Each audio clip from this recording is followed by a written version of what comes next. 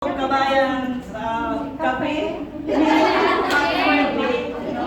So, si Ming, ako yung sarili ko, ano ko sa inyo lahat na since I was new, it's not totally new because I almost 2 years in Alakid.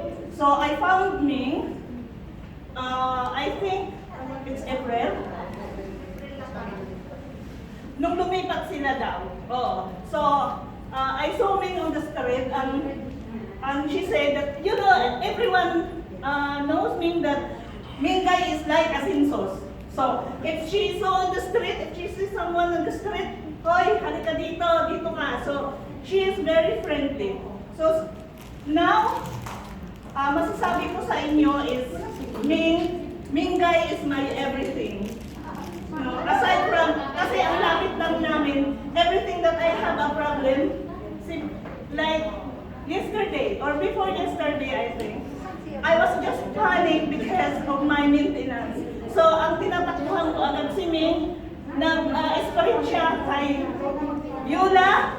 I love you Beulah, thank you so much.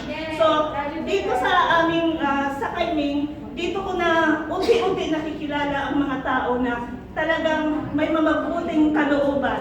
At sa anong time na yun, ang bago pa lang kami na meet ko din ang mga kababayan, mga magagandang ladies, sobrang napaka-generous nila. Kaya lang, hindi ako nakakasama sa kanilang mga katipon-tipon. So, namimiss ko yon. So, dito kay Ming, andito lahat, maya-maya, may pahiram ako itlog, may pahiram ako sibuyas. So, sit with me. So, kasi ang maliit na bagay, malaking bagay. So, this is very important and it's very useful. So, thank you so much, Ming.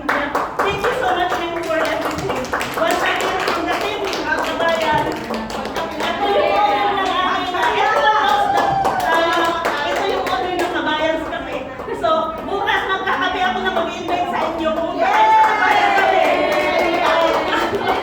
Thank you, ma'am. Thank you so much.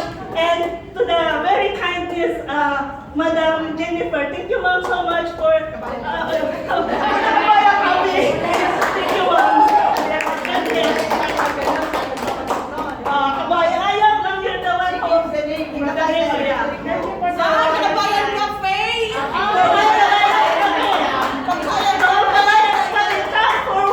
Come forward daw.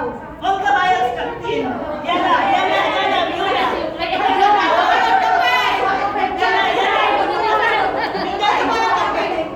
Picture. At saka yung aming photographer, please come here. Ma'am, Hindi na ako sasali dyan ha. yeah, Kabayan, this is Kabayan kami, this is yours.